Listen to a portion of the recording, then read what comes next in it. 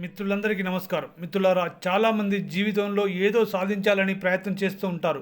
కానీ వాళ్ళు చేసిన ప్రతి పనిలో విజయం సాధించకపోగా ఓడిపోయినట్లు వాళ్ళకు అనిపిస్తుంది మిత్రులారా.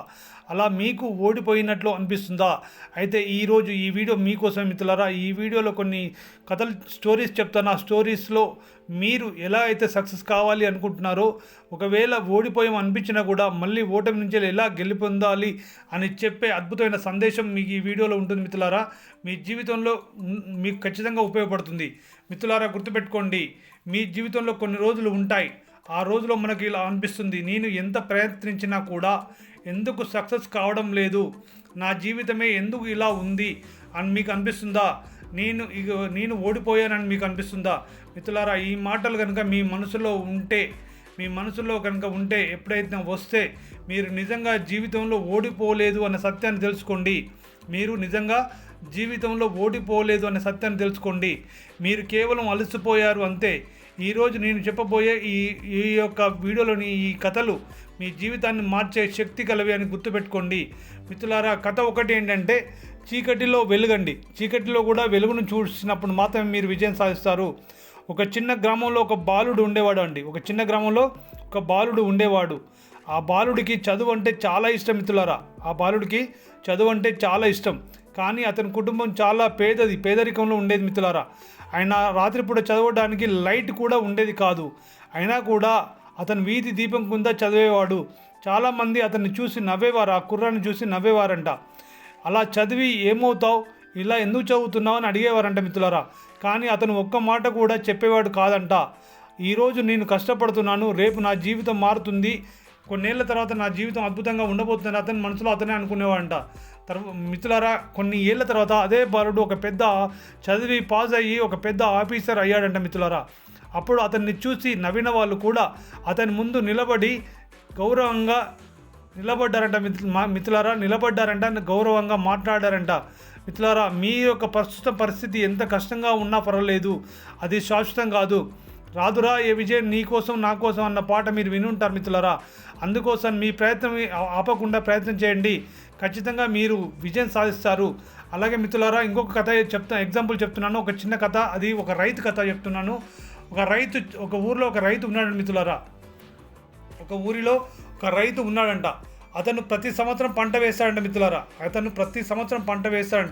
కానీ మిత్రులారా, వరుసగా 3 సంవత్సరాలు పంట నష్టపోయిందంట.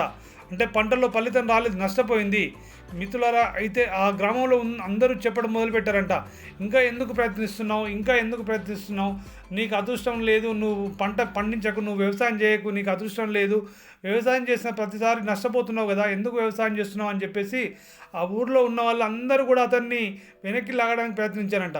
కానీ మిత్రులారా, ఒకరోజు అతని యొక్క చిన్న కొడుకు అడిగాడంట మిత్రులారా, నాన్న మనం ఎందుకు మళ్ళీ పంట వేస్తున్నాం? రైతు నవ్వుతూ చెప్పాడంట మిత్రులారా. అప్పుడు వాళ్ళ కొడుక్కి చెప్పాడంట, పంట నష్టపోవచ్చు కానీ బిడ్డ, నా ఆశ నష్టపోలేదు కదా అని చెప్పాడంట మిత్రులారా. ఆ కొడుక్కి ఆ తండ్రి చెప్పిన మాట ఏంటంటే, పంట నష్టపోవచ్చు బిడ్డ, కానీ నా ఆశ నష్టపోలేదు. ఆ సంవత్సరము అతనికి జీవితంలో వాళ్ళ కొడుకు అడిగిన ఆ సంవత్సరమే అతను మళ్ళీ వ్యవసాయం చేసినప్పుడు అతనికి జీవితంలోనే అత్యంత పెద్ద పంట వచ్చిందట మిత్రులారా. అంటే జీవితంలో ఒక గొప్ప సత్యం ఏంటంటే, జీవితం మిమ్మల్ని పరీక్షిస్తుంది. మీరు ఎంత బలంగా ఉన్నారో చూడడానికి మీరు ఒక విషయం గుర్తుపెట్టుకోండి, జీవితం ఎప్పుడు కూడా మిమ్మల్ని పరీక్షిస్తుంది. ఎందుకంటే మీరు ఎంత బలంగా ఉన్నారో, ఎంత నమ్మకంతో ఉన్నారో చూడడానికి. మిత్రులారా, గుర్తుపెట్టుకోండి, మీరు ఎప్పుడు గుర్తుంచుకోవాల్సిన విషయం ఏంటంటే, విజయం వచ్చినప్పుడు అందరూ మీతో ఉంటారు, కానీ మీరు ఓడిపోయినప్పుడు మీరు మీతో ఉండాలనే సత్యాన్ని తెలుసుకోండి. విజయం వచ్చినప్పుడు అందరూ మీతో ఉంటారు, కానీ ఓడిపోయినప్పుడు మాత్రం మీతోనే మీరు ఉండాలి.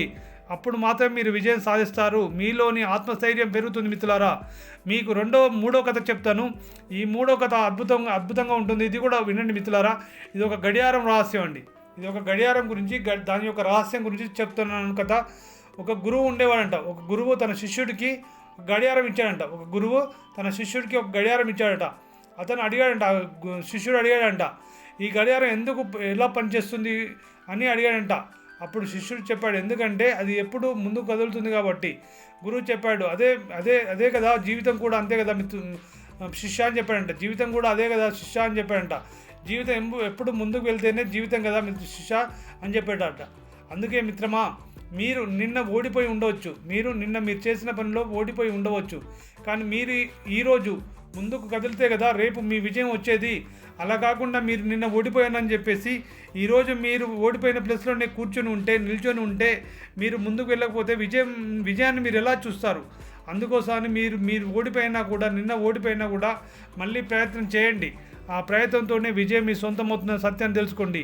మీరు ఈరోజు మీ యొక్క జీవితంతో పోరాటం చేస్తుండే ఒక విషయం గుర్తుంచుకోండి. ఓడిపోయిన మనిషి లేచి నిలబడితే అతన్ని ప్రపంచంలో ఎవరూ ఆపలేరన్న సత్యాన్ని తెలుసుకోండి. ఓడిపోయిన మనిషి మళ్ళీ లేచి నిలబడితే అతన్ని ఈ ప్రపంచంలో ఎవరూ ఆపలేరు. మీరు పడిపోయారా? పర్వాలేదు, లేచి నిలబడండి. మీరు పడిపోయారా? పర్వాలేదు, భయపడకండి, మళ్ళీ లేచి నిలబడండి. మీరు ఓడిపోయారా? పర్వాలేదు, మళ్ళీ ప్రయత్నించండి. ఎందుకంటే జీవితంలో ఓడిపోయిన వాళ్ళని కాదు మిత్రులారా, జీవితంలో ఓడిపోయిన వాళ్ళని కాదు ప్రపంచం గుర్తుపెట్టుకునేది.